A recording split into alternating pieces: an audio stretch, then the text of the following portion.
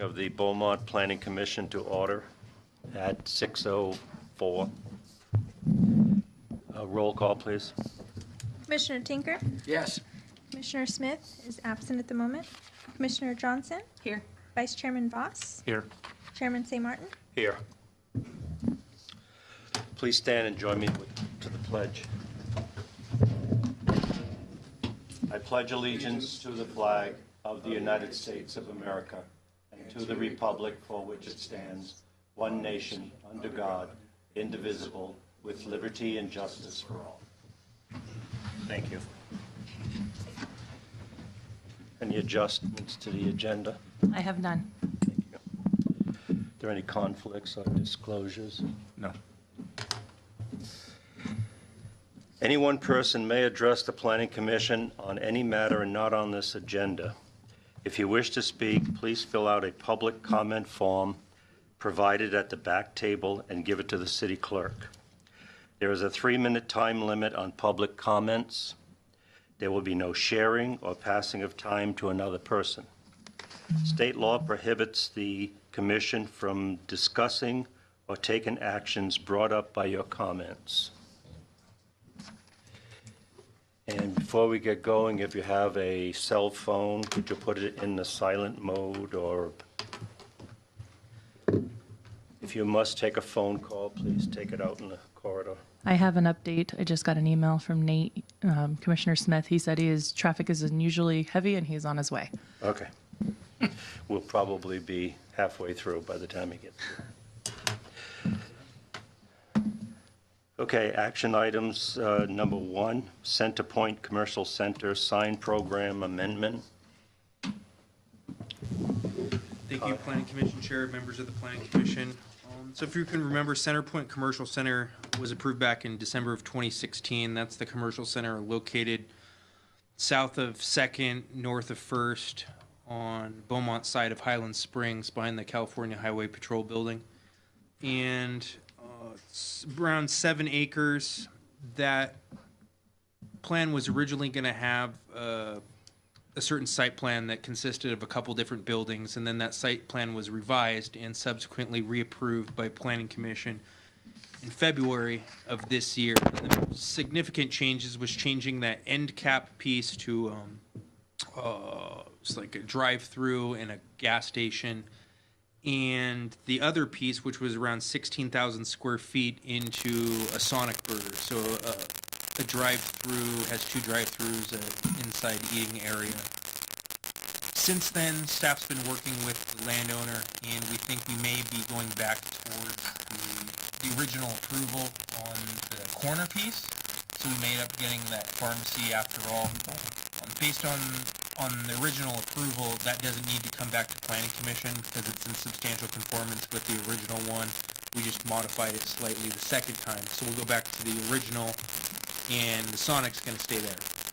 So as part of that December meeting's approval, we had Planning Commission approve a sign program for the whole center.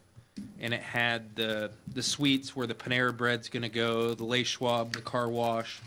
It had that pharmacy, and it had just a blanket facade and signs for that 16,000 square foot retail building that we didn't know who was going to go into. So because now that's going to be a Sonic, and Sonics have their own sign programs that are very typical of each of those businesses when you drive by or you frequent them or you eat there, that just doesn't mesh or doesn't jive with the original sign program. So what this is an application to modify or adjust the original sign program to allow for the signage that Sonic typically puts on their buildings. And the significant changes are that Building A, which is going to be the Sonic Burger site, will be allowed 1 5 to 10 single-face illumination sign, 4 3x6 LED signs, 2 2x4 single-face LEDs, 4 additional 2x5s with 3 2/3 foot diameter circular background, and then 2 9-inch by 6 foot LED entry signs. And you can see those as shown on the rendering elevations for the actual building. So when I read it off, it sounds like a lot of signs, or at least it did to me right now. But when you actually look at the signs, you see it to be typical of Sonic or another fast food type of drive-through where they have small. They're not all Sonic. There's a couple of those. There's one on the main entry. And then you have a lot of their products placed on these signs showcasing the products on the outside of the building.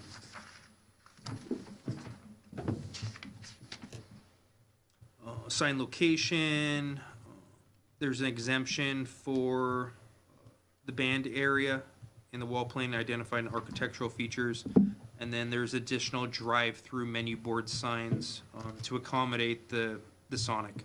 So staff does recommend that Planning Commission approve the amended sign program PLAN 2017-0085 as presented.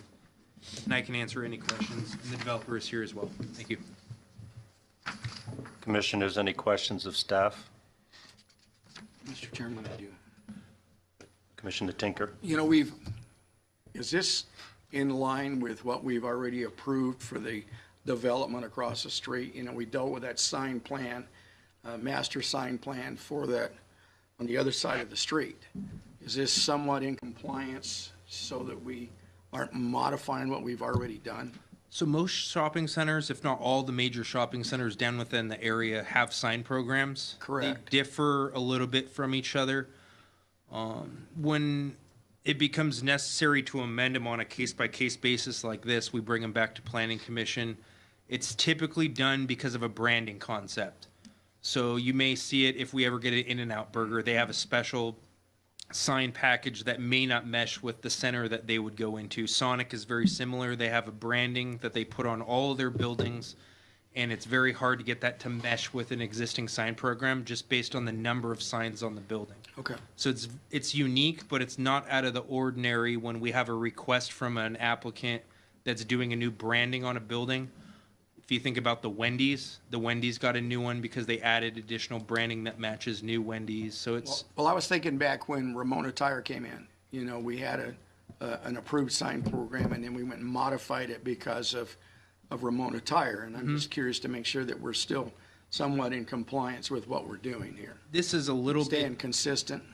Ramona was an exception because they had multiple brands that they wanted to put on each elevation, which required different signs. This one's the same brand, but multiple signs based on a branding concept. So similar, a little bit different scenario, but kind of the same thing as they have their thing they want to do on the building, and they ask us if they can do that. Okay. Okay, thank you. Sonic's a little bit unusual from any other restaurant you're going to get. You normally have just one menu board for the drive-through. This one has a menu board at each pull-up station.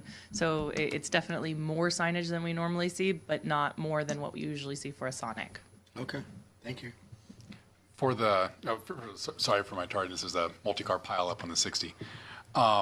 For the car hop type services, are those generally located on, I guess, the north side of the building or on the south side of the building?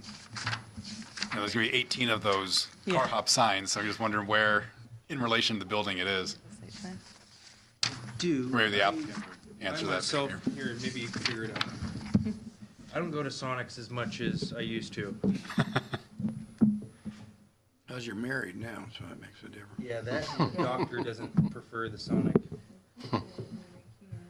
They're either, Usually they're on both sides. Yeah. So I would say on this, they're probably on the north and south side. They've got a row of each. the angled and then the ones that are perpendicular, Okay. but probably not the ones adjacent to the street. Okay. I'm not 100% sure, though. The developer may be able to answer that better than us. I'll defer to that. And along the Two street, rows or just a single row? the single row on the south side, or both?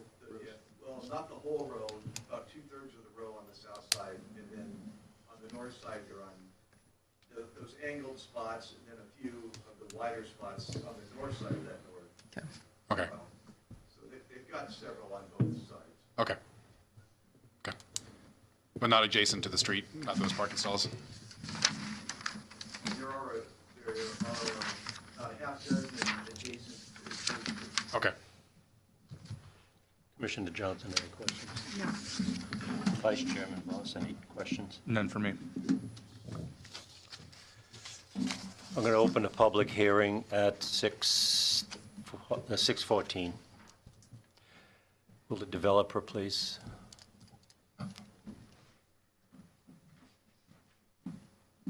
State your name and address for the, It's Bart Hollander with Rich Development, the applicant here.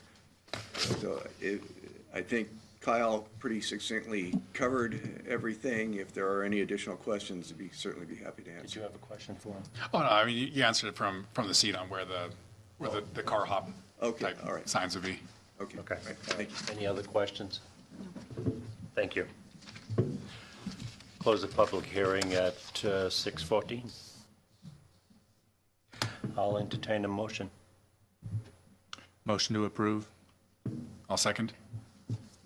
Motion by Commissioner Voss, second by Commissioner Smith. Commissioner Tinker? Yes. Commissioner Smith? Yes. Commissioner Johnson? Yes. Vice Chair Voss? Yes. And Chairman Thay Martin? Yes.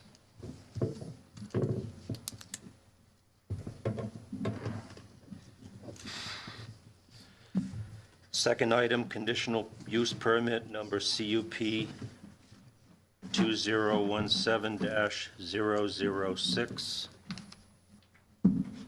Who's the lucky winner on that one? Ding ding, that would be me. Thank you, Planning Commission Chair, members of the Planning Commission. Before you tonight is a request for e-cigarette vaporizer liquid nicotine retail business and smoking lounge at 709 Beaumont Avenue. The Beaumont Municipal Code does require approval of a conditional use permit by the Planning Commission for any tobacco-related establishment. Purposes of the requirements to establish a formal review of those proposals, which involves conducting a public hearing, giving written notice to property owners within 300-foot radius of the site. Through the conditional use permit process, Planning Commission has the opportunity to determine if the proposed use and the location of that use is compatible with surrounding uses, or through conditions can be made compatible. The Planning Commission can either approve or deny the proposal and may establish conditions of approval for the business operations to ensure there will not be a detriment to the community. That subject site is a 1,400 square foot suite within an existing commercial building located at 709 Beaumont Avenue. Site contains existing building with roughly 8 to 9 other business suites, with small shared parking lot in front with 31 striped spaces when I counted them. Staff believes the building would be suitable for a nicotine and tobacco retail establishment.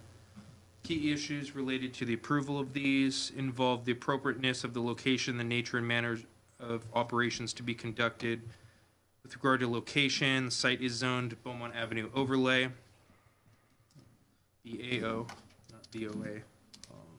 And proposed inside existing commercial building. If you're familiar with this suite, there's like a cell phone place, a baby store, not where you buy babies, baby. Just making sure there's no minors located anywhere near there, but a baby retail product store. I think there's a hair salon, Thai food restaurant. There was a music place there for a while, and then there's a convenience store located at the north end of the shopping center. Proposed use would limit the operation from 10 a.m. to 10 p.m. Monday through Saturday and 10 a.m. to 9 p.m. on Sundays. Interior site plan shows front counter and combination of shelves and racks used to display merchandise. Rear portion of the suite for used for storage space. Site is limited on parking if all suites were occupied by the highest traffic generating uses possible. Realistically, that is not going to happen. We rarely see that ever happen with a couple of suites at a location. Most of them will have service or they'll have low traffic generating retail uses. So since many of those are current low traffic generators and based on the small square footage of the respective unit, the site would only require 7 parking spaces required by the code. Staff does feel that an additional condition of approval is required specific to this use, and that would be require air from the smoking lounge to be directly exhausted to the outside of the building by its own separate exhaust fan, and smoking from that room, or air from that room, shall not be recirculated to other parts of the building. Conditional use for form of approval does allow the city to monitor the subject use and initiate proceedings for revocation of the permit if the conditions are violated, or if the use otherwise becomes a public nuisance. Staff does believe that sufficient protection exists for the maintenance of the public health, safety, and welfare. Following findings need to be made for Planning Commission to approve or modify the conditions and approve in whole or in part with or without conditions, provided that all the following findings are made. And staff does recommend that Planning Commission, 1, hold a public hearing, and 2, approve conditional use permit CUP 2017-0006, subject to the attached conditions of approval. And some other additional conditions that are on here is that there shall be no loitering outside, in front, or in the rear of the business at any time. Sale of e-cigarettes, vaporizers, liquid nicotine, and accessories to persons under age 21 is prohibited. And of course, the condition 1.14 related to the exhausting of the air from the smoking room. And I can answer any questions, and the applicant is here as well. Thank you. Commissioners, any questions of staff? Yes, I do. On the plan here, maybe I'm missing it. I don't see the smoking lounge. So it looks like on page 9 of 9.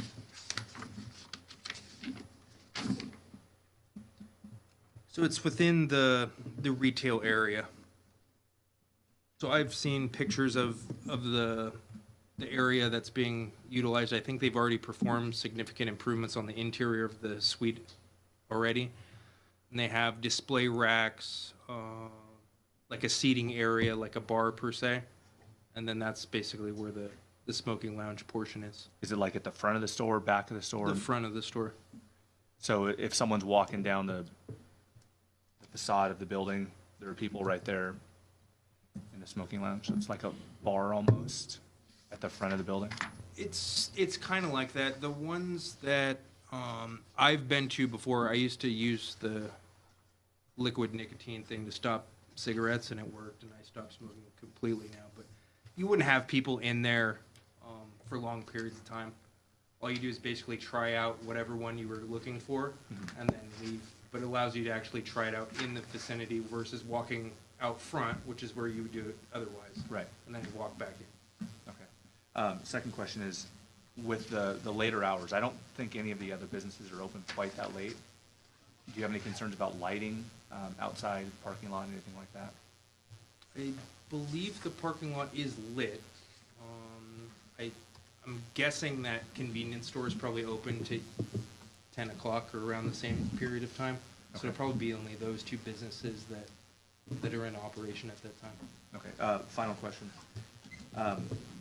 Do we have any sort of guidelines on density of nicotine or smoking tobacco / type businesses? 'Cause I think there's one just on the other side of the street. It's really a convenience and necessity issue. So Planning Commission could feel that there's too many retailers of tobacco or tobacco-related products within a certain vicinity of each other. And we've done that, of course, when it comes to hard liquor. I know Planning Commission has taken that before. We looked at it a little bit differently because they're not selling cigars, they're not selling cigarettes or chewing tobacco or those types of things. It's all the vaporizer e-cigarette type of use that you don't find those in a typical smoke shop or convenience store. So we looked at it a little bit different, but of course you have the ability to regulate these types of establishments based on the convenience and use. And you don't want to have an undue concentration of those types of uses all next to each other. Okay, thanks. That's all I have. Commissioner Tinker? A couple things, Kyle. First of all, the parking, and I guess you haven't been down there much during the daytime because there's virtually no parking there. So if we're going to add this next business, I think we need to figure out some way to, it either needs to be off-street parking or something, because right now you can't hardly get in there. The other thing that concerns me is And you apparently have addressed it partially with, they're going to have some type of exhaust system. Well, I would like to make sure that that exhaust system is approved by our building and safety department so that it doesn't come out and then dump next door, because I know for a fact in the flower shop, their back door's open all the time when they're cutting and taking deliveries. Well, Sure. we don't want to dump it right back into their shop. That's correct. So I would hope that our building and safety will make the decision on what's acceptable there. Yes, they'll need to submit plans, and gain a permit to install the exhaust system or make modifications to the existing exhaust system. Do we need to make that part of the motion, or is that just a condition that you will handle? If you have a specific request about where, building only reviews it to make sure it meets building code.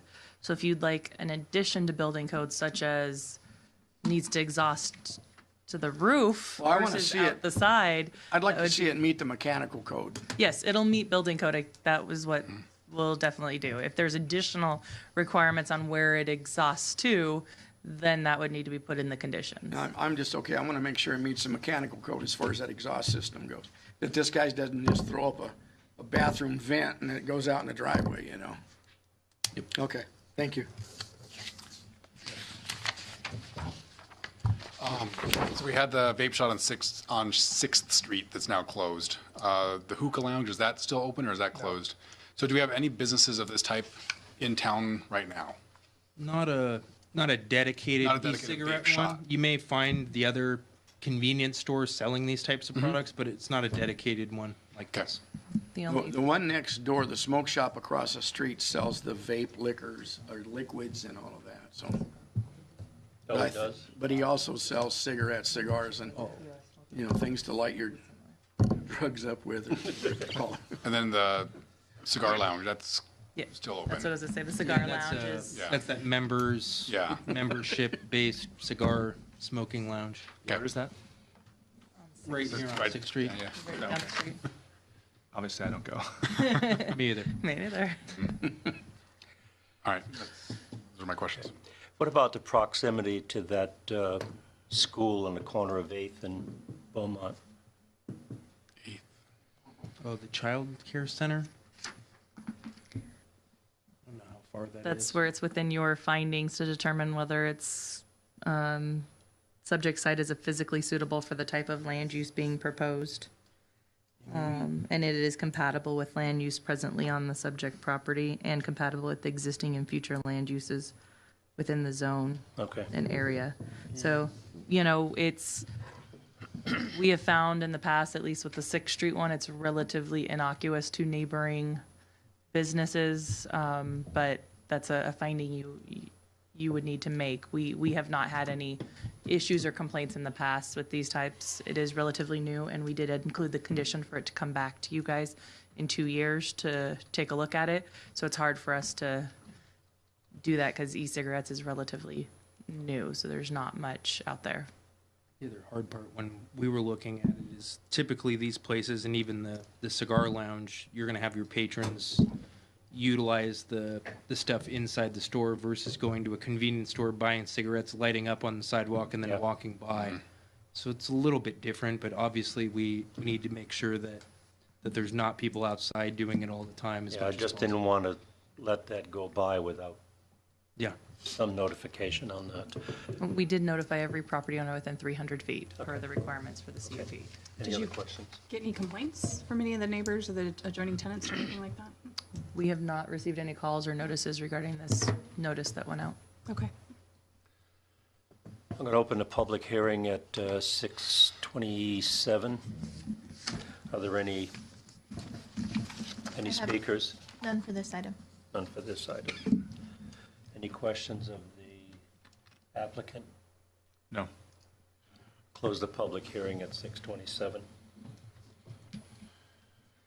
I'll entertain a motion. I'll move to approve as presented. I'll second. Okay. I have a motion by Commissioner Smith, a second by Commissioner Johnson. Commissioner Tinker? Yes. Commissioner Smith? Yes. Commissioner Johnson? Yes. Vice Chair Voss? Yes. Chairman St. Martin? Yes.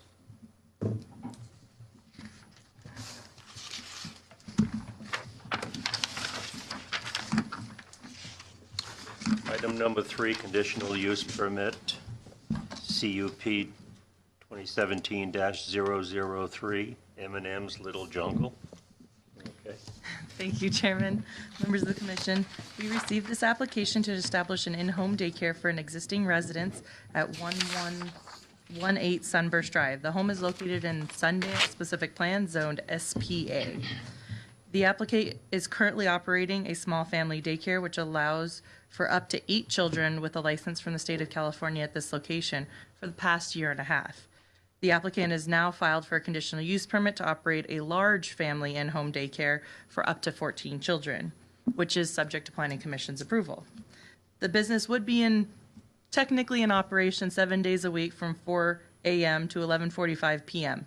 The applicant says that normally it's mostly between 5:30 and 5:30, but she gets a few parents or one parent that ends up switching shifts and has to, be there at 5, and so she makes herself available for the early or late shifts and on weekends occasionally. But that is not her typical group of kids. They are usually between 5:30 a.m. and 5:30 p.m. as her normal hours, with average drop-off around 8 a.m. and average pickup around 4:30, 5 o'clock. While as discussed before, 8 or fewer is usually not an issue. Additionally, we, by law, cannot treat them any different than the single-family home. However, the law allows us to do a conditional use permit for a large family, which concerns in the past have been traffic and parking and noise. We have not received any complaints related to the small family business, the small family daycare at this location to the city.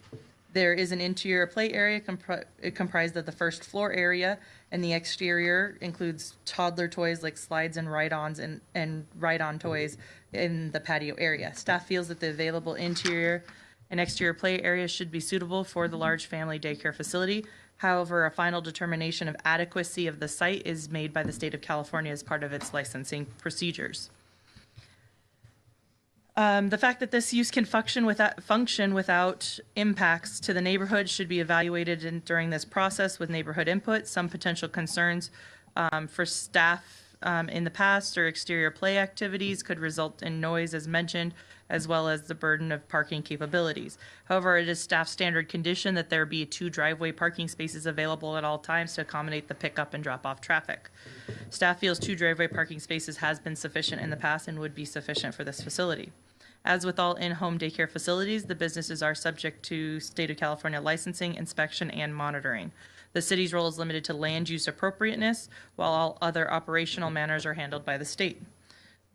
This application is exempt from CEQA, the California Environmental Quality Act, and the findings are listed in the staff report in order to approve, modify, in part or in whole, with or without conditions, the approval of a conditional use permit. With that, staff recommends you hold a public hearing and approve conditional use permit number CUP 2017-0003, subject to the proposed conditions of approval. Thank you. Commissioners, any questions of staff? Yes. Commissioner Tinker. I went by that location today, this afternoon, and there were 3 cars in the driveway and 1 on the street.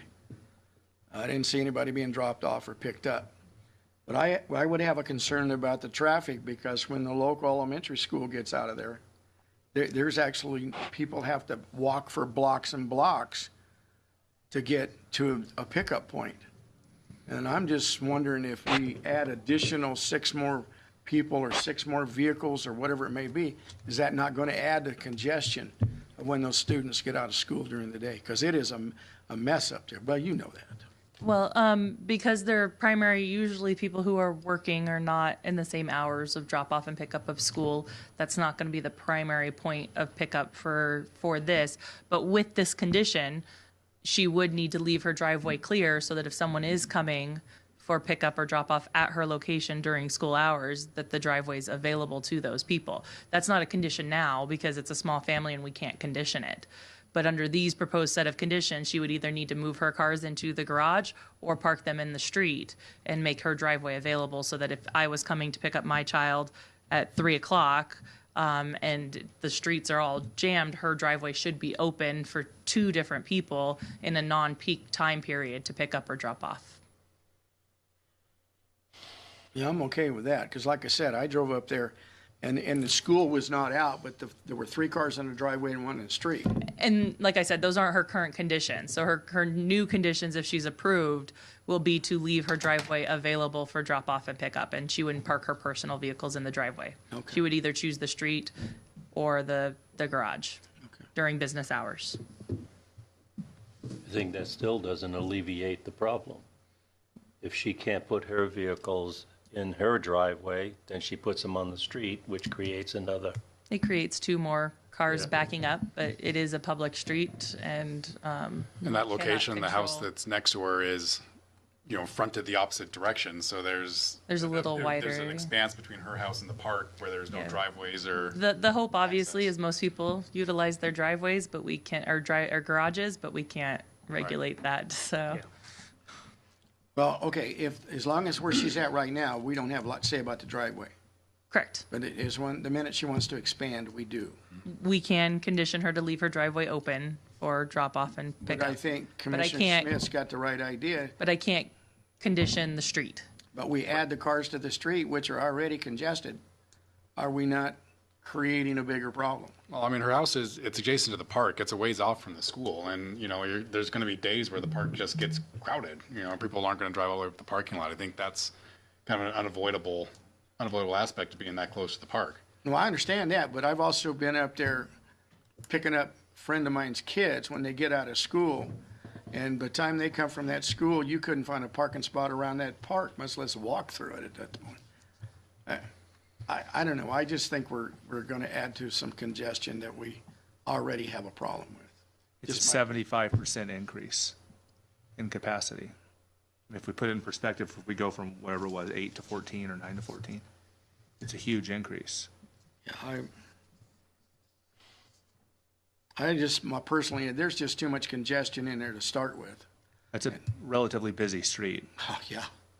And I don't have any kids up there, but I went up there one day with a friend of mine to pick up their kids. And we had to park, I don't know how far away, and hike up to get her kids. I'm going, well, okay, but I think if we can't condition where her cars are in the garage, condition them to be on the street, we're just adding to the congestion. You can technically condition her to put them in the garage, but we can't revoke or cite just because she parked in the street, because it is a public street. So that would, I mean, you can put it in writing that she should park her cars in the garage, but we wouldn't be able to have any violation for parking in a public street. Anyone could park on the public street at any time for up to the 72-hour So the condition would be allowances. moot. It really would be. But we can encourage her and we can ask if it's a possibility.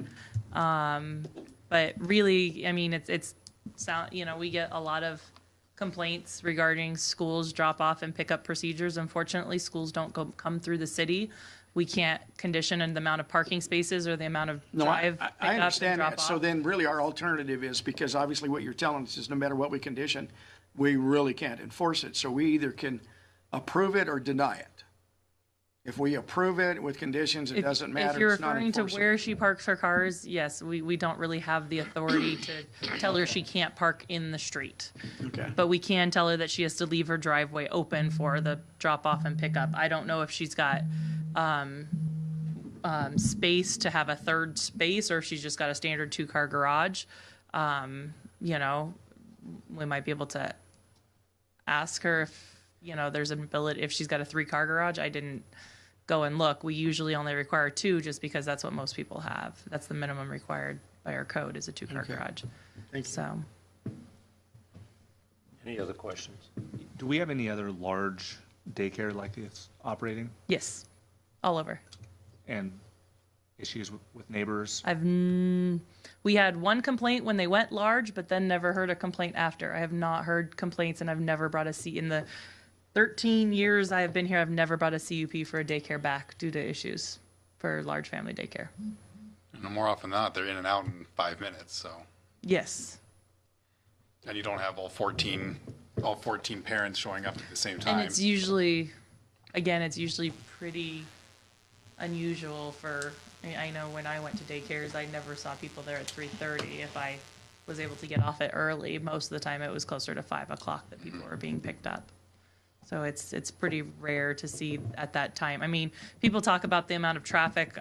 You know, I live close to 2 middle schools, and I never see it because I'm not home during school getting out. And the one time I was like, wow, this is a lot of kids walking right down my street. But you know, I think a lot of people who utilize these daycares during the day are not picking up at that peak time. And you have a lot of families that have more than one child there at the same time as well. So, you know, with 14 kids, it could be Yes. 5, 6, or 7 It's different not parents that are necessarily picking a up. parent for each child. Yes.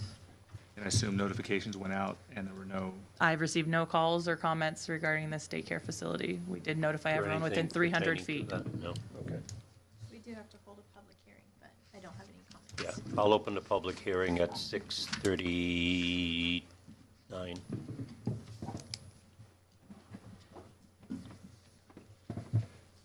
No speakers. Okay, I close the public hearing at 6:39. You know, I asked this last time, and I don't remember what the question was, but is there any, was the HOA have any say in that may prohibit it? Or is that, at that point, is that an HOA issue? It's to an be HOA reported? issue, not a city issue. It's very well, I know a small family, again, legally, they can't do anything Right. about it. I don't know if they could have a prohibition against a large family. But it wouldn't be up to the city to be responsible for whether the HOA enforced, didn't enforce, or had regulations on this. I encourage the applicant to consult with their HOA, Right. make sure they're not, you know, flying in the face of anything there, so. I'll entertain a motion. I'll move to approve as presented. I'll second. Motion by Commissioner Smith and a second by Vice Chair Voss. Commissioner Tinker? No. Commissioner Smith? Yes. Commissioner Johnson? Yes. Vice Chairman Voss? Yes. Chairman St. Martin? Yes. Okay, that carries the 4-1 vote.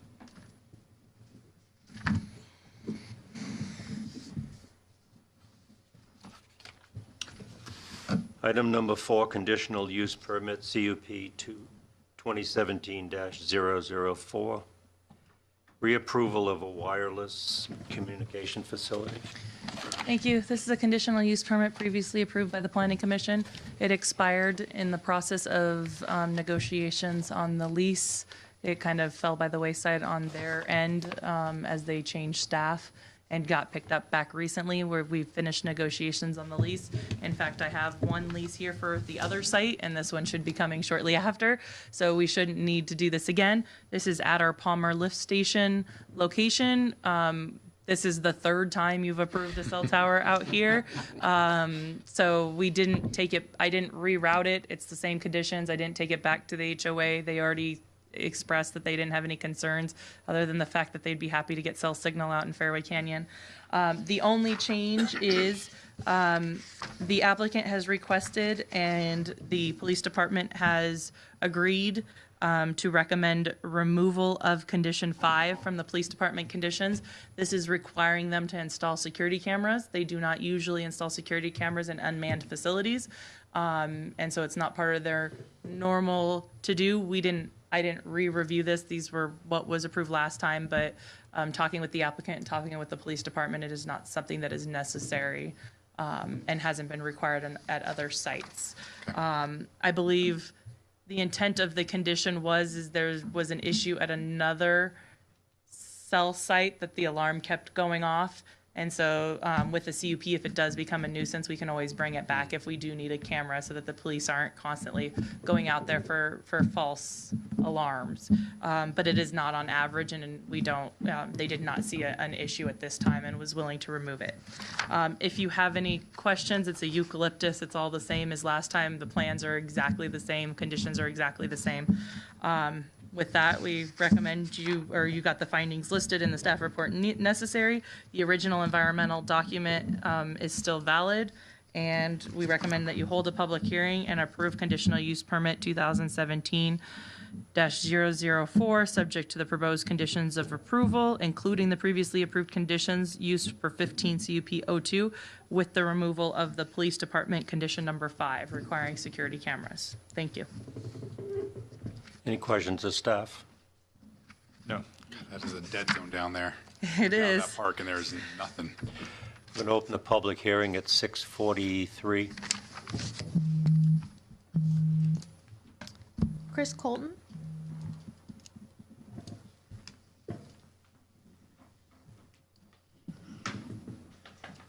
Hi, good evening, Commissioners. My name is Chris Colton. I'm here on behalf of the applicant. My address is 4405 East Airport Drive, Suite 100, Ontario, California, 91761.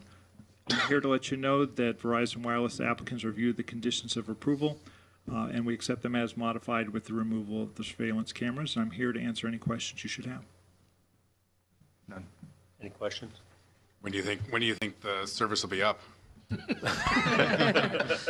trying to get the building permit approved by the end of the year and roll into construction February, March, and then 60 to 90 days after that. So let's say May, June would be my estimate. Okay. Hi, Chris, how are you? Great, how you doing? Thank you. Thank you. Close the public hearing at 6:43. I'll entertain a motion. Motion to approve is presented. I'll second it. I have a motion by Vice Chairman Voss, a second by Commissioner Tinker. Commissioner Tinker? Yes. Commissioner Smith? Yes. Commissioner Johnson? Yes. Vice Chairman Voss? Yes. Chairman St. Martin? Yes. All right, Chairman St. Martin, before moving on to the next items, for conflict of interest disclosure, the applicant for items 5, 6, and 7, two different applicants, but they are clients of my employer, so I will be recusing myself from these items. Thank So you. you're going to go home then? I'll wait until this is again. Don't give him any ideas. I'll be out here. Item number 5, plot plan number PP 2017-0036. Thank you, Chairman. Member of the Commission, welcome to Beacon. This is Party's new set of homes. This is located in planning areas 46 and 47 within tract 31469. As per you have seen before, the conditions require the architectural to come back to you. Beacon has 3 floor plan types proposed to be developed, ranging from 2,950 square feet, which is interesting. They've got optional second stories on these homes. So what seems like maybe 3 plans with just 3 frontages actually includes some second story options. So it actually almost makes it as if there's 2 more elevations. And so they go up to 3,621 with the optional 252 square foot second story. All of these plans have a 2-car garage. Some of them have a 3rd car. They included modern Spanish, modern ranch, and modern California elevations per plan. Additionally, all elevations and plan types have 3 different entry options.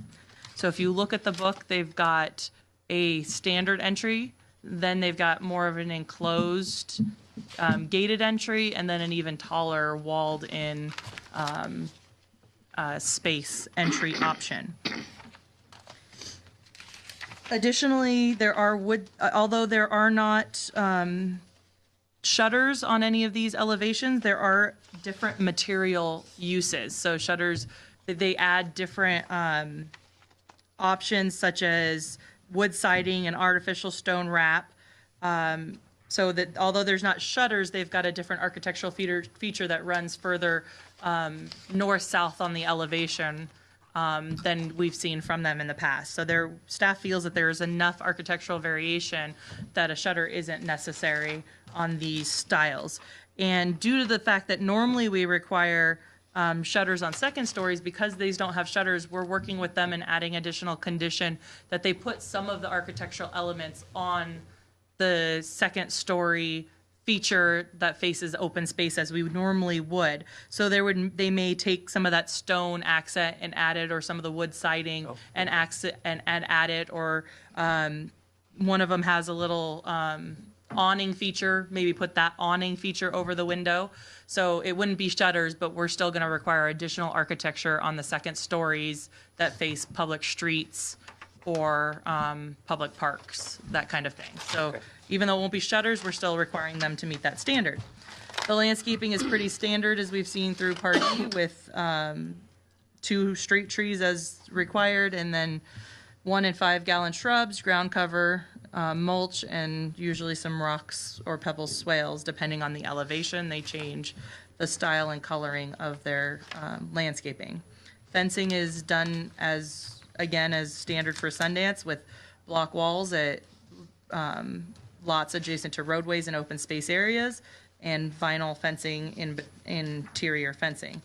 And from the standpoint of the Environmental Quality Act, an environmental impact report was done and certified in 1991 with an amendment in 2004, an addendum, and an amendment in 2006. Execution of this subdivision will require adherence to the mitigation monitoring program established for the project.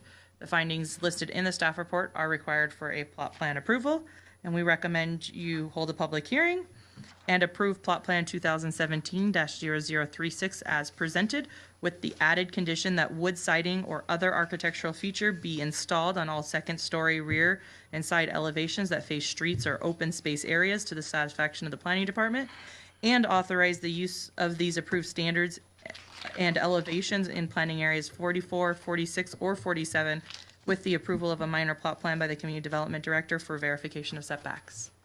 Thank you. Thank you, Rebecca. Any questions of staff? No, but I'd actually like to ask you guys, maybe this is just my own personal preference, but it doesn't look like the modern ranch fits with most styles that we see, or that we have seen, but I'd like to hear what you guys have to say about that. Like, it could just be personal preference, I don't know. Yeah, I don't think that depicts it the way it will actually look. Because it strikes me as being wood siding over the front of the house. And I just don't know if it's consistent with everything else we're saying. Well, we can ask the applicant.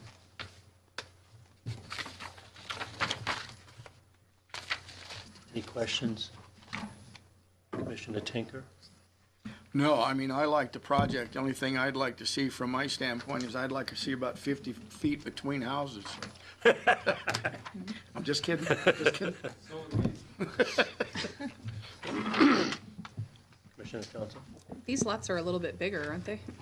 These are bigger houses to fit on bigger lots. Oh, okay. Yes. Because that area is zoned very low density. And does that make a difference? Or is it pretty much gonna be like everything else in that area? A difference in the setbacks? No, the setbacks look the same. The required setbacks are the same, but these are gonna be larger houses that fit on larger lots. Okay. So the minimum, the smaller house side is on the higher end of their other, so the original 1-story is almost 3,000 square feet. It's 2,950. So usually on some of their other ones, they have a smaller house, but because these are going on bigger lots, they're starting with a bigger house as the plan one. So it ranges from almost 3,000 up to almost 4,000 square feet in houses, because these are on the bigger lots. Okay. I'm going to open the public hearing at 6:51. Can the applicant come up? Absolutely. Did you fill out a form? It's okay, you can state your name, I'll write it down. I'm concerned about the roads going into this development. The city says they're non-dedicated roads, so there's little, if any, upkeep or maintenance done on the roads, and the roads are deteriorating, and there's a flood condition, like when it rains, and the added traffic is gonna make it worse if they don't do something with the roads. Right now, water comes down Marine, and then it turns and comes down Norman Road, and it's cut a channel in the road. And then it fills up with sand and sediment, And when that happens and then it overflows and comes into my property and floods my front yard, and it puts sand and gravel in my concrete driveway. So I have to go out there with a shovel after every storm, and I gotta shovel out the sand and the sediment out of this channel that's cut in the gravel road. And then also you got, during the dry season, you got a lot of dust, cars coming back and forth. There'll be a lot more traffic with the new development, more people using the roads. So Norman Road's a problem, and also Orchard Heights is the same problem. It's gravel, it's rutted, there's no maintenance or upkeep on it. So I'm here because I'm concerned about the roads and the increased traffic and the deteriorating condition of the roads. I'm wondering what could be done about that. Well, we can ask the applicant when he comes up. Okay, that's all I have to say. Thank you. Do you mind stating your name, sir? Yeah, Lauren Martinson, Okay. Laurin, Okay. Martinson. Martinson.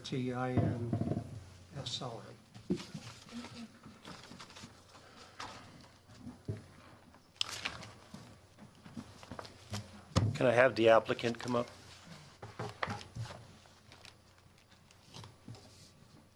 Chairman, members of the commission, Jeff Chambers with Party. I'm here to answer any questions. I'll first address this gentleman's concern. If I may ask a question, sir, on this map, whereabouts do you live? Okay, I'm on Norman Road. Is that up here on Brookside? Yes, it is. There's Brookside, and then there's Marine, and Marine comes down onto Norman Road, wherever that's at. There's Brookside, there's the church. Yeah, okay, Norman Road runs behind the church. So would be right here? Yeah. So I live behind the church Okay, on the gravel part of yeah, that's what I Norman thought. Road. It's not a dedicated road according to the city. Okay. His property is not part of Sundance. It's south of Brookside, where the church is, and just south of the church, in that little enclave of, there's some homes back in there. And so what I think the gentleman's talking about is when it rains and the water comes down from north to south and hits Brookside, sometimes it overflows Brookside. You can see that enhanced curve Yeah. that's set up there. And so sometimes the water would flow over that and create a problem, which would end up on his property, but that's not part of Sundance. And as far as the roads in Sundance, those are all public roads. And so the maintenance of those, after we get all the roads final with the city and we go through our 1-year maintenance, those roads get turned over to the city for maintenance. That will not be the case in the active adult community that we're doing. Those will be private roads maintained by the HOA. All the other roads are public. Does that answer your question, sir? I guess so. I don't know if that means anything will be done with the roads or not then. No, what Mr. Chambers is saying is that the roads in the Sundance community has no effect on your property. Right. Your problem is coming from either the county or the city of Beaumont area. Yeah, that's what I was here for, to see if anything could be done about that. With the increased traffic from the new housing development. I think all the traffic stays pretty much to the south of Brookside. There's no immediate and direct access on the Brookside from the Sundance Yeah. development. However, I just left the Beaumont Cherry Valley Water District. I had a meeting there with their new general manager, Mr. Jaggers. And I'm familiar with a project which is being done to the tune of $5+ million, which is picking up water, stormwater, several blocks north of Brookside. And they're in conjunction with Riverside County Flood Control. They will be adding a storm drain line that will bring water over to capture and utilize in their reclaimed ponds. and that is expected to be in operation by 2021, and that will alleviate a lot of that excess water that flows from north to south onto Brookside, and sometimes will spill over and create the flooding. As most of you know, on Brookside, the south side is in the city of Beaumont, and the north side is in the county of Riverside, and therein lies the problem. It's also an older road that is kind of upside down, where the center line is the lowest point in the street, so when there is a lot of water, it has a tendency to flood. Can we have Public Works contact this gentleman and see if there's some way they can help? Yeah, we can see if we can grab his information. Yeah, if you want to and- get his telephone number. We'll try to get Public Works to contact you and see if they can come up with some. I can say, well, if you want to close the public hearing first. Yeah. And to answer Commissioner Voss's question concerning one of the elevations, that is a wooden bat-type material that we think, we've had great success with that product in our Las Vegas market.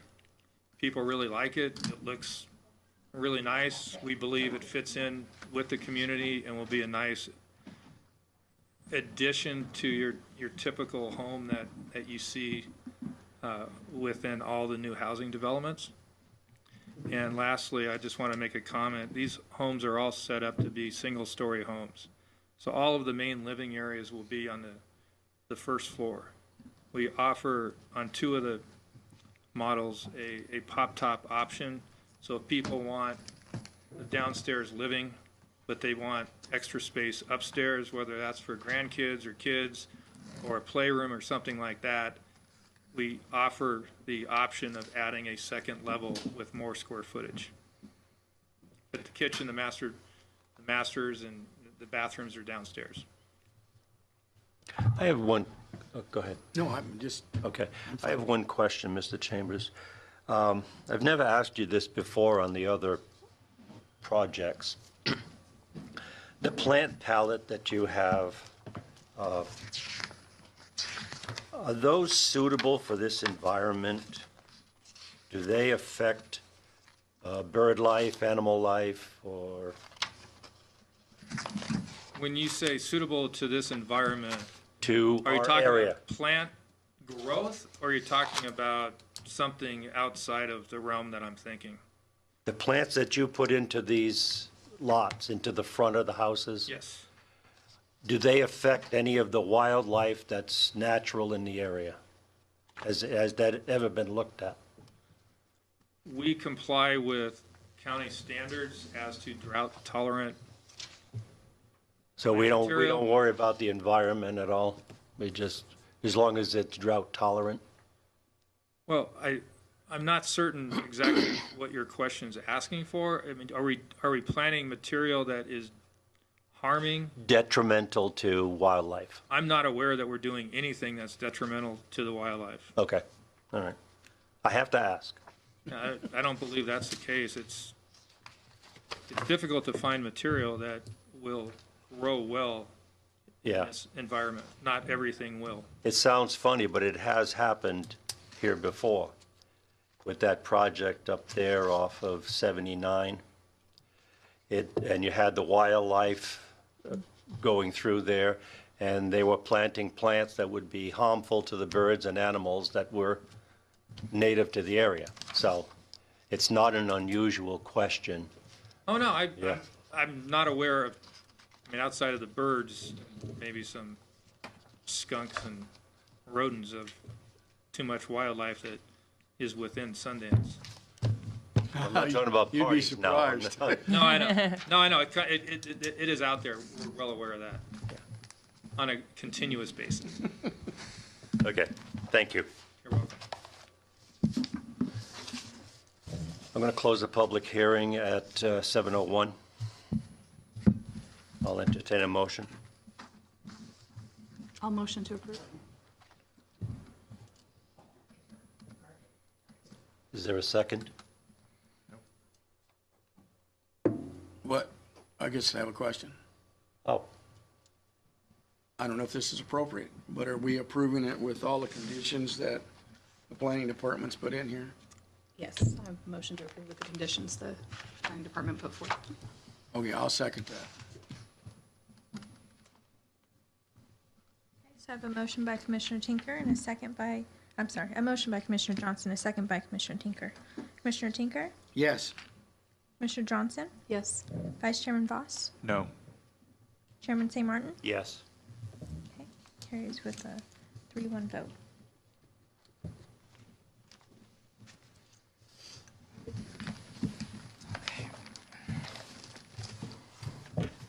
Item 6, plot plan number PP 2017-0033. Thank you, Chairman. This one is Abrio. I don't know where they come up with their names, believe me. Wish I had a choice sometimes.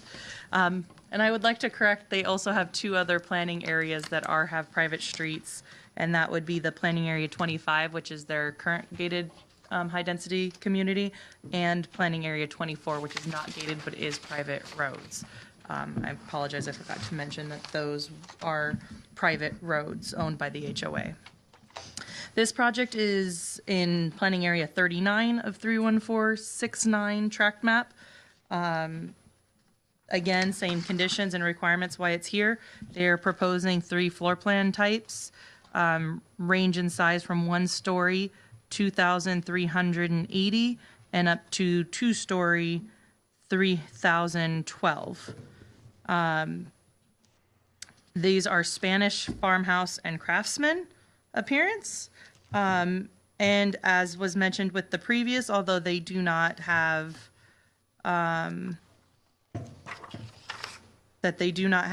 the shutters, thank you, we are requiring additional wood siding or other architectural features to be carried around to any second-story rear and side elevations that face the street or open space areas within each planning area. The landscape, again, needs to meet the California drought-tolerant landscaping and city codes and will be required to be submitted. Fencing, again, is the same with block wall on the surrounding and vinyl fence with interior. The Environmental Quality Act is the same with an EIR that was approved and is still pertinent, and they will still have to meet the mitigation monitoring program established. The findings are listed. With that, we recommend you hold a public hearing and approve plot plan 2017-0033 as presented, with the added condition that the wood siding or other architectural feature be installed on all second-story rear and side elevations that face the streets or open space areas to the satisfaction of the planning department, and authorize use of the approved standards in elevations in planning areas 35, 36, 38, 39, 44, 46, or 47.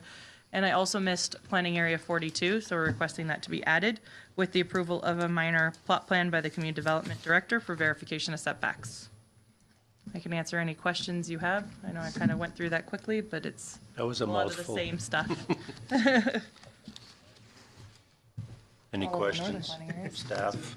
So we're basically dealing with just another duplicate of what we just approved. It's a little bit different. Yeah, it's the same process, different homes, different sizes, little bit smaller house. That's why it's able to go on a little bit more planning areas, because it starts smaller so they can fit it in a few other areas. So they want to have the flexibility of, again, moving it without coming back to you each time they want to put it in a new planning area. But, you know, it's a little bit different, and it doesn't have the different entry options that the other one had. So the other one had might have a little more street variation depending on the options, but this one still has the same variation you're used to seeing. The other one's just has a little bit more than you're used to seeing. Okay, I'll open the public hearing at 7:06. Are there any I have no requests. questions of the applicant? Close the public hearing at 7:06. I'll entertain a motion. I'll motion to approve as presented. I'll second. Motion by Vice Chairman Voss, a second by Commissioner Johnson. Commissioner Tinker? Yes. Commissioner Johnson? Yes. Vice Chairman Voss? Yes. Chairman St. Martin? Yes.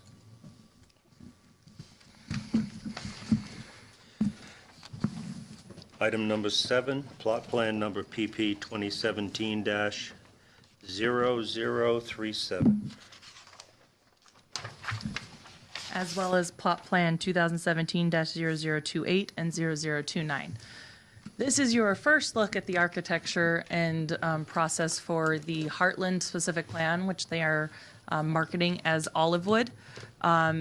The condition on this specific plan and track map was that it only come to you for planning area 5, which is facing the freeway. They wanted to take a look at the elevations and layouts of houses that would be along the freeway. However, you are seeing every architectural elevation because planning area 5 is where they're going to put their models. So you will not see this back again, assuming this is approved. They are basically authorized to use these throughout the entire site plan because it would be done administratively per the conditions anyways. So this is map 27971, which was approved by City Council in 1995.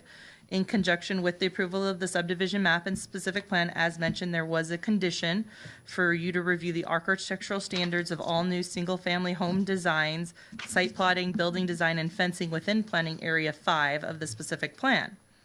So these are here for you. Additionally, they want to get approved for their 2 rec centers at the same time. So that's why we have all three plot plans for you today. Under this proposal, there are 12 floor plan types. I didn't get into each one, but they basically range in size from 1,564 to 3,264 square foot residence. They all throughout, there's 1 and 2 story options. All plans meet the minimum 2-car garage. They have certain models have different elevation types, but the ones that are included in this proposal included Spanish, bungalow, Tuscan, Italian, or Italiante, and cottage elevation appearances. They do have front false shutters are proposed on many of the elevations. Additionally, we are conditioning that the false shutters be required for all second-story rear and side elevations that face streets and open space areas within each planning area. I've presented in the staff report a base elevation of each plan type, so you could get an idea of how the model complex could look, or, but they're gonna, certain areas with larger lots are gonna probably just have like 1 through 3, just like kind of Pardee does. They have 3 per planning area. Yeah. And so that's the, my guess is the intent and how we'll see it, but all 12 will go in planning area 5 as that's where they're gonna put all of their models. They showed a landscape proposal. Again, we would require these to completely come to Planning Commission for a comprehensive plan check to make sure it's meeting all of the city ordinance and California standards, but provided you with an idea of what they are proposing to install, which again meets our minimum 2 trees, includes shrubs, ground cover, and whatnot. Fencing is the same as we have standard in the city of Beaumont, which includes a split-face block wall on lots adjacent to roadways and open space areas, or at the terminus of cul-de-sacs. Interior and return fencing between homes is proposed to be vinyl fencing, and additionally, they do have tubular steel fencing on areas that might have view lots. Plot plan 2017-0028, which is parcel 19 West Recreation Center. This involves the development of a 1-story recreation building designed,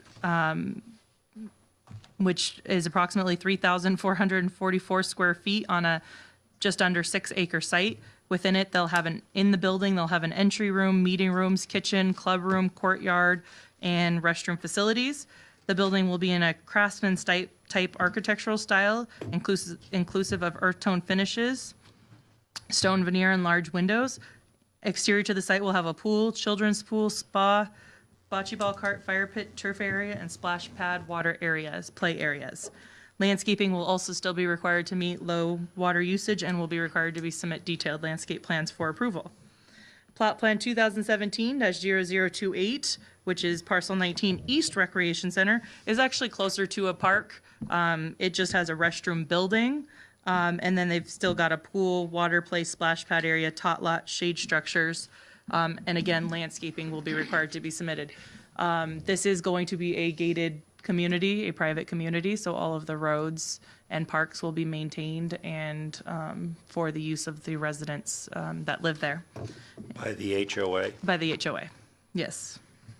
From the standpoint of CEQA, the plot plan applications are exempt from the provisions of CEQA. However, an environmental impact report was prepared and certified in 1994 for the Heartland specific plan, assessing the environmental impacts of the project and subsequent implementation steps, including subdivision of the site. Execution of this subdivision will require adherence to the mitigation monitoring program established for the project. The findings are listed in the staff report necessary for approval of these 3 plot plans. And with that, we recommend you hold a public hearing and approve Plot Plan 2017-0037 as presented, with the added condition that the enhanced architectural features such as shutters shall be installed on all second-story rear and side elevations that face street or open space areas to the satisfaction of the planning department, and that final site plan setbacks be approved as part of the precise grade approval and shall meet the requirements of the specific plan. And 3, shall approve Plot Plan 2017-0028 as presented, subject to final landscape plan approval. And 4, approve Plot Plan 2017-0029 as presented, subject to final landscape plan approval. I know this is all a new project, so I kind of wanted to leave it to any questions you might have. Questions? Oh, I have several. Go right ahead. Okay, on the fence and wall portion of track 5, Yes. I'm real uncomfortable with the pedestrian gating at the end of those cul-de-sacs. I would like to see consideration given to every other cul-de-sac have a pedestrian gate. You know, if you think about the things that just took place in the last few days, folks up there in Anaheim Hills and all didn't have any place to go. I would like to see every other street have a pedestrian gate on it, as in some type of escape route mechanism. Right now, they're only showing it a couple of them. I would like to see on every other cul-de-sac.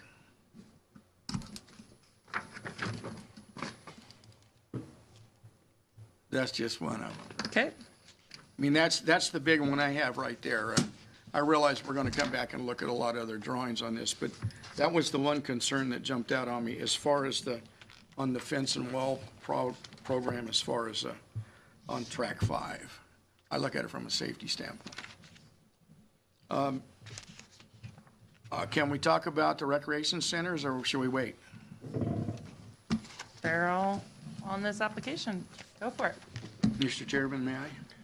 Go ahead, Commissioner Tinker. On 19 West, the recreation center, I like the design, but one of the things being in a private community is if we have a situation where we need to evacuate or we need to gather the masses in some place, obviously they're going to come to this center. And I notice that they have a kitchen and all. I would like to make sure that that kitchen and I'm not going to go out and lay out the number of stoves or anything. We're going to make sure that that can be a local gathering point. And as we all know, in the last few days, people have been gathering everywhere. That we would have the facilities maybe to move in and, if necessary, feed or conduct safety operations in there with a kitchen like this. Maybe they can conduct meals or fix soup or hot water or coffee or something. I just want to see just make sure that it's not some skimpy little stove in there that is not going to take care of the community. I like their layout.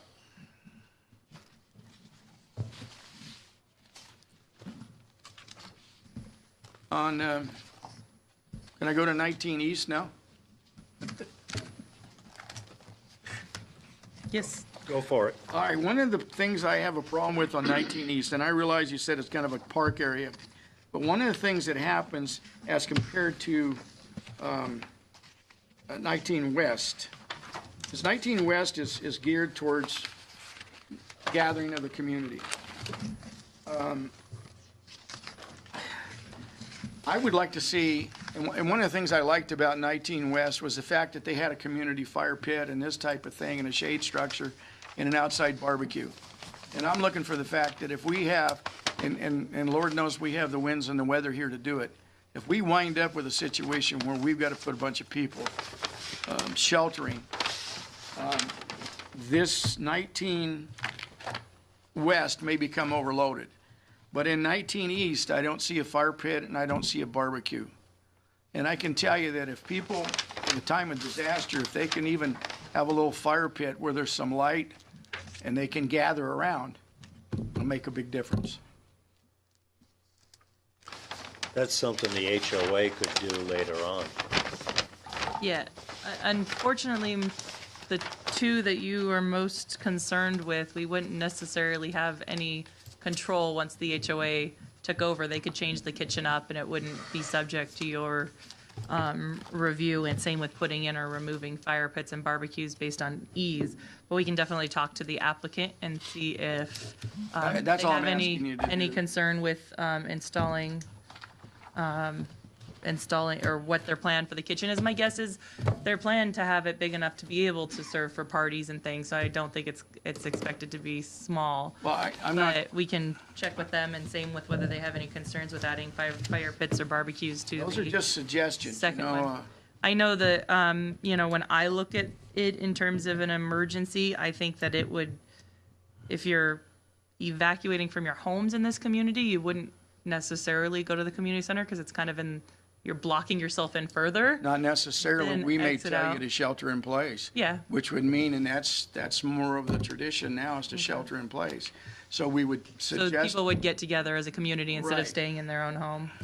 but those are just suggestions. I mean, Yeah. I'm not saying, you know, And we can see if they're, how responsive they are, if you want to, just go with that, or whether you want to place an additional condition. I don't want to add the condition Okay. because it's like, the chairman says, once the HOA gets a hold of it, they're going to change, they can change anything they Yeah, want. they can add as needed. I would just like the consideration given there, that's all. Thank you. Any other questions? Just a quick question on the wall. Why 10 foot, 9 foot, 10 foot, 9 foot? I think it has to do with the slopes. So they're trying to give you the tallest point for, where they have a retaining wall plus a wall. So they're just trying to be realistic in the heights. But the applicant might be able to refer to that because I don't have grading plans as part of this. That would be normally my guess is the height would be due to elevations. Usually we measure it from the shorter side, so usually something that's really 10 feet on one side, it's 6 feet on the other. So a lot of our builders don't put the higher end, they just put the shorter end, because that's how we usually measure for our standards, so that we don't restrict it to 6 feet, so that someone only has a 3-foot backyard. We make sure that they get their 6 feet, even if it means 10 feet on the other side of the street, because otherwise you'd be an unusable backyard. So. Commissioner Johnson, you have any questions? No, I don't. Planning Area 13, Rebecca, says commercial. Yes, Is there anything proposed for that yet? not yet. Not yet. That will require a plot plan application, and you will see commercial, just like you see for any And that commercial would, center. when I see commercial, that means a strip center of some sort? Yeah, I think the intent is with the freeway interchange that's coming, you're gonna have some sort of servicing, gas station, maybe some fast food or something. I don't know if there's a market out there to put a grocery store on it, or if it's big enough for that. But they're gonna go with what the market can provide, being that it's a big freeway interchange possibly there. Okay, thanks. Okay, I'll open the public hearing at 7:21. Do I have any requests to speak?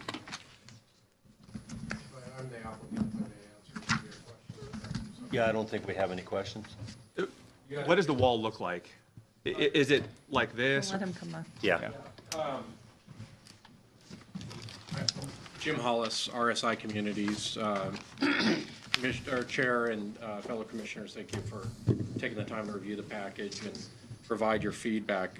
Yeah, basically, the way that the site's worked, when you go out there, it seems like it's a relatively flat site, but there's actually somewhat of a grade variation that goes across the site. And what dictates the grade is that Caltrans right-of-way. And so as we come across the project to the north, you have kind of a terrace of walls. And so what we're showing you is kind of the worst case scenario where we do have some retaining conditions. And that's really going to be, we have some retaining conditions along Heartland Parkway, but also along that south boundary trail. Is a public accessible trail. So we do have some conditions where it's not, we are going to have some stepping of the wall. It's not going to necessarily rake, but it's only in those certain conditions where the grade occurs. We're doing our best to minimize those locations and try to keep it at a 6-foot level. But we do have some areas where there's transition of grade or access to the trail that we have to accommodate retaining conditions in order to make the project work at those constraint points, which is the trail connection. And that somewhat answers your question as well along the trail. We can most certainly provide access where physically possible. There are some grades that kind of prohibit that, but we can look at that condition, especially along that south boundary trail. Because we're restricted to that Caltrans right-of-way, we only have so much space, and there's a slope that goes up in most of those areas. That's why we're kind of restricting the access points. We can look at maybe adding some trails to accommodate the grade. Thank you.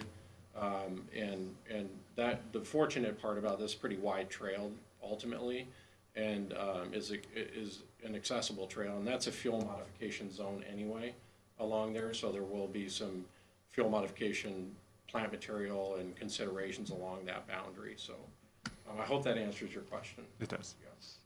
Thank And you. if I may answer your questions or concerns about the rec center, on the rec center west, what we currently have planned, I know it's really hard to see on these these little minute plans that we're providing to you. We are planning 2 ovens, a full-blown kitchen. Okay. The intent behind that kitchen is bigger than a full-blown kitchen. The intent is to sponsor events there for the HOA. So we are planning 2 ovens there, multiple microwaves, refrigerators. There's a massive island there, and the whole idea is that we can provide presentations to the community, really for the homeowners association ultimately. I can tell you RSI community has a lot of people who have worked in Orange County and have visions of these rec centers that have some great amenities in them, and we're trying to bring that out here to Beaumont, and we're excited about that as well. So I think you'll see a pretty nice amenity and provide some of those additional services that you're looking for. And ultimately, and if this provides you some comfort, I know there's not control later on, we will be part of the Homeowners Association board and have control for quite a while. We also are trying to hire one of the best management companies that we know in order to set up the HOA and establish that Homeowners Association. So when it does start, it's established with a quality company that knows what they're doing in a community of this size. And we're going to be part of that to hopefully help it get it set up so it's going to evolve to the future. It won't be issues later on. Thank you. Yeah, we'll do our best for that. And then as far as the 19Es, we do have shade structures inside the pool area. There's a tot lot that's on the outside that's kind of encompassing. It's a little different. We're trying to keep the amenities different. So we don't have a bunch of barbecues. We have barbecues kind of off to the side near the tot lot area. We can't put barbecues inside the smaller pool rec areas. There's some health code requirements against that, so we'd have to isolate it. But so that smaller rec center is just that, it's smaller, but we're trying to put amenities outside. The good news is we have also the park that's at parcel 16, or 16 and 14. We have a public park there that's going to have an amphitheater setting. It's kind of like small seating areas. We'll have a bunch of barbecues, have shade structures as well. So that's right across from the parcel 19 West. So there's a lot of amenities there, and for raising your concerns, if there's staging areas required, you have plenty of access to. There's going to basically be 2 parking lots for 19 West and that parcel 14, but pretty significant parking lots there for those facilities. So I think that will kind of address some of your concerns as well. Thank you. Yeah. And if you saw on the front page, you can see that 19 East and West are connected by a long trail across the entire community, so. Yeah, and then that whole south boundary trail as well. There's, this whole project is connected in many ways. So I live in Anaheim Hills, so I appreciate your concerns about that. So although I'm not in the fire zone, I'm lucky to be away from that, but I appreciate your concerns about that as well, so. That's why we keep them here. Yeah. Any other questions? No, I'm good. I'm going to close the public hearing at 7:27. I'll entertain a motion. Motion to approve. I'll second it. I have a motion by Vice Chairman Voss, a second by Commissioner Tinker. Commissioner Tinker? Yes. Commissioner Johnson? Yes. Vice Chairman Voss? Yes. Chairman St. Martin? Yes. Okay, with that, if we have no other business, I have a few announcements. okay. Oh, look who shows up.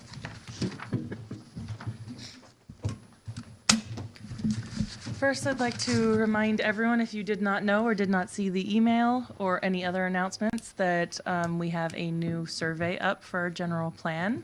I ask that you please forward it to any contacts or groups that you are a part of and can reach out to.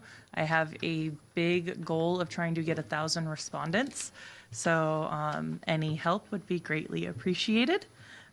Second, it was discussed at the last meeting, and I apologize for my mistake of not putting the appointment of a general plan task force member on this agenda. Unfortunately, because we forgot, it's not an urgency item. It doesn't constitute urgency, so we weren't able to have you guys add it. However, our next task force meeting is October 18th, and it is open to the public. So anyone who would be interested in sitting on the task force and being appointed to it at the next meeting is welcome to join us at the task force meeting this time and be part of the public and participate at this meeting if interested. So even if we have everyone show up, that's okay. But if anyone is particularly interested in being part of it, I definitely invite you out to come to the task force, 5 p.m. October 18th. And again, please fill out those surveys. Same in the public, please fill out those surveys. Thank you. Thank you. Okay, I'm going to close the meeting of the Beaumont Planning Commission at 7:30.